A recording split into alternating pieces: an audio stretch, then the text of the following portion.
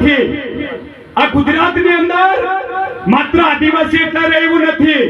આ ગુજરાત અને ભારતની અંદર વાણિયા, બ્રાહ્મણ, પટેલ અનેક જાતિના લોકો રહે છે, પરંતુ એમને વિશ્વ આદિવાસી દિવસ તરીકે કે પછી એમની જાતનો કોઈ દિવસનો ઉલ્લેખ કરવામાં નથી આવ્યો. આપણો જ કેમ?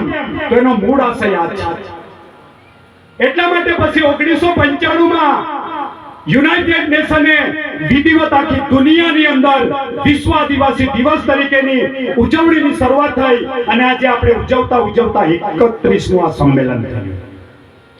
આનો મૂળ ઉદ્દેશ છે એટલે ધરતીને જો બચાવવું હોય તો પહેલા આદિવાસીઓને બચાવવું પડે, કારણ કે આદિવાસી આ ધરતીનું ઓછામાં ઓછું શોષણ કરે.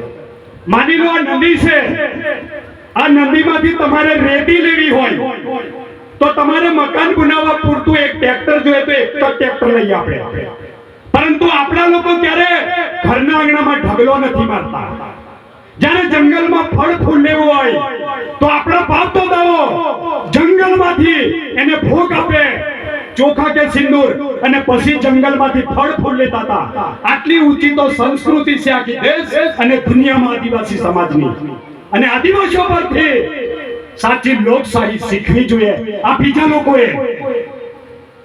આનો મૂળ ઉદ્દેશ સમજ પડીને વિશ્વ આદિવાસી દિવસ શા માટે સમજી ગયા ને? એટલા માટે આપણે આ વિશ્વ આદિવાસી દિવસ આપણે ઉજવી રહ્યા છીએ. હવે બીજી વાત મિત્રો, આપણે રાજા છે. રાજા તમે માનો છો રાજા? કારણ કે આપણને બીજો ઇતિહાસ ભણાવી દીધો એટલે આપણે રાજામાંથી રંક થયા, રંકમાંથી આજે મજૂર થયા અને મજૂરમાંથી આપણે ધીરે ધીરે ગુલામ બનતા ગયા અને આજે આપણે ગુલામ છીએ. બાકી 3જી સદીથી લઈને 18મી સદી સુધી આ ભારત દેશમાં આ ભીલ રાજાઓનું શાસન હતું. પરંતુ આપણને જે સ્કૂલના સિલેબસ પુસ્તકમાં આપણો ઇતિહાસ ભણાવવામાં નથી આવ્યો અને આપણને જો ઇતિહાસ નથી ભણાયો એટલા માટે આપણે કોણ હતા એની ઓળખ આપણને સાચા અર્થમાં ખબર નથી. એટલા માટે હું કહું છું કે આપણે રાજા છે, આપણે કોઈ ફાટેલા તૂટેલા અને ખરાબ લોકો નથી. આ દેશની અંદર આપણે બહુ શાંતિથી જીવતા હતા.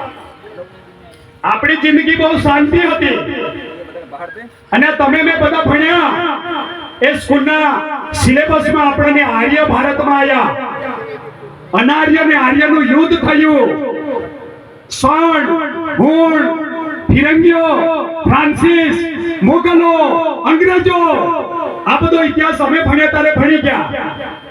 પણ સાચા અર્થમાં હમણાંના જે દીકરાઓ છે એમને મોગલો કોણ હતા, આર્ય કોણ હતા, ફિરંગીઓ કોણ હતા, અંગ્રેજો કોણ હતા, જેનો કોઈ સ્કૂલના સિલેબસમાં એના પાઠ્યપુસ્તકમાં પાઠ ન હોવાના કારણે આવનારી જે જનરેશન છે પેઢી એને ખબર જ નથી.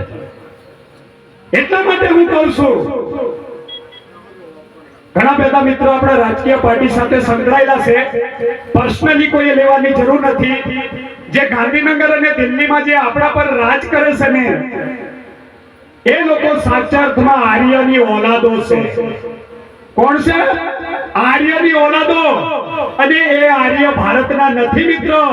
આજથી 5000 વર્ષ પહેલા લિપિ, ભાષા અને સંસ્કૃતની ખોજમાં આ ભારત તરફ મધ્ય એશિયાથી ભારતમાં આવેલા અને જે પંજાબમાંથી પાકિસ્તાનમાં જે સિંધુ નદી વહે છે એના બાજુના પટ્ટ પ્રદેશમાં અનાર્ય લોકોનો માનવ સમૂહ રહેતો હતો. અનાર્ય એટલે આપણા લોકો. અને એમની વેદના કીધી, એમનું દુઃખ કીધું અને હંમેશા આપણો સમાજ એટલે ભોળો સમાજ એમની વેદનાઓ સાંભળી અને એમને રાખ્યા, ખવડાયા. અંતે ધીરે ધીરે આપણી કમજોરી જોઈ અને કમજોરી જોઈને આપણા પર એ લોકો એટેક કરવાનું ચાલુ કર્યું અને એમના માનસિક ત્રાસથી કંટાળીને આપણા મહાપુરુષો પહાડી વિસ્તાર પકડ્યો અને એ લોકો સપાટ પ્રદેશ કેપ્ચર કર્યો. આ ઇતિહાસ આર્યનો છે અને એ લોકો 3% આખા દેશમાં આ દેશની મૂળ નિવાસી પબ્લિક પર રાજ કરે છે. એ આપણા બાપ નથી, એ પરોણા આવેલા છે. કોણ છે? પરોણા. પણ આજે પરોણામાંથી માલિક બની ગયા અને માલિક આજે ગુલામ બની ગયા. બરાબર? બાકી એટલે ઘણા બધા બાળકોને કહે છે અંગ્રેજો ભારતમાં શા માટે આવે